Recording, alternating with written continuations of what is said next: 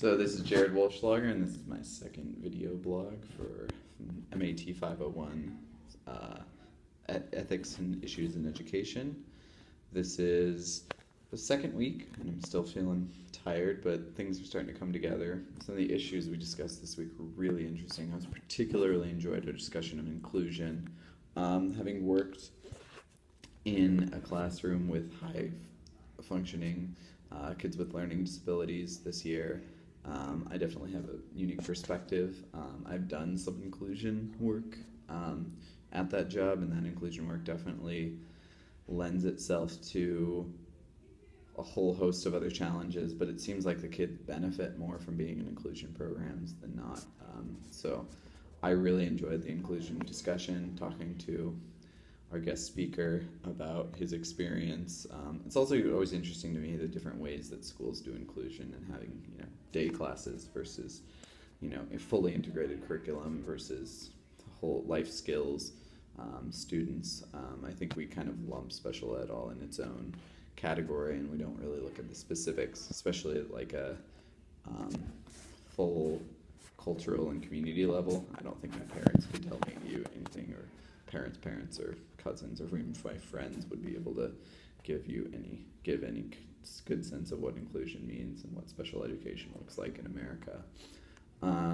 The technology discussion happened today, and that was interesting. I'm definitely very weary of technology. I understand how it's very practical and applicable, but coming in as a math teacher and seeing how rigidly defined the math curriculum I've seen in PPS is definitely makes me a little weary. The PPS not only has its own book, but it's a math calendar and all this other stuff. So incorporating technology into that when you already have a curriculum that basically tells you what to do, it's definitely a challenge. I'm excited about it, but it's definitely going there. There's no having an opinion about the virtual classroom doesn't really matter because it's going to happen. And I've already started looking at tech skills and tech programs to find out exactly what's a good one to use. I'm really excited about a couple of those. Khan Academy I personally had used, so it was interesting to talk about that today. I used it for studying for my math exam. Finally, we have the issues on behaviorism and humanism, and as much as we all want to be humanists, I really enjoy behaviorism, and I think it's really effective. Also, it's one of those things that it works, and there's a reason it's been around for 150 years, and that's because it works. As a negative rap, but honestly, that whole freedom of choice in the article and how behaviorism is about understanding that you don't have the choice, and that is a choice, and that is freedom in and of itself was really interesting.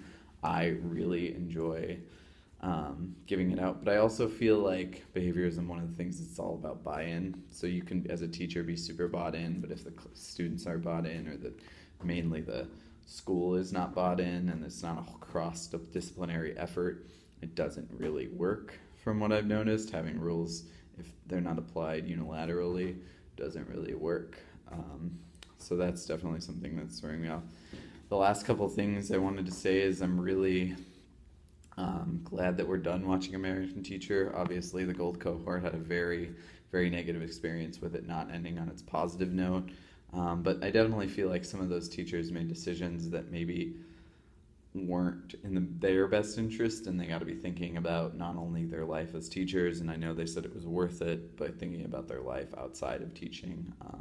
You shouldn't be losing a family over a job. You shouldn't be losing stuff like that over a job. Your daughters, if you really care about them, are probably more important than your work and your job. Obviously, he didn't feel that way, or at least it came off as him not feeling that way. Definitely looking at his propaganda piece from the the National Federation of Teachers gives it a whole new lens, and I wish we would have discussed that more, but that is the way it is. Finally, I was supposed to talk about some aha moments, and definitely watching teachers was definitely an aha moment in that, and just seeing how much they work and how much effort they put in, because I've worked at a school, but I never saw quite that side of it. Also, the aha moments are mostly happening in Mark's class with the assessment piece. I'm sure you'll get a lot of that in this blog, but the assessments, why standards exist and why we have to take classes to test, and then how we teach based on that. is really an aha moment. Finally, I'm starting to finally understand like the flipped classroom and the whole technology in the classroom idea, and that's giving me some aha moments. And I'm thinking about different ways to incorporate math, which I talked about a little bit before, but that's the last aha moment. Thank you, and I'll have another vlog next week.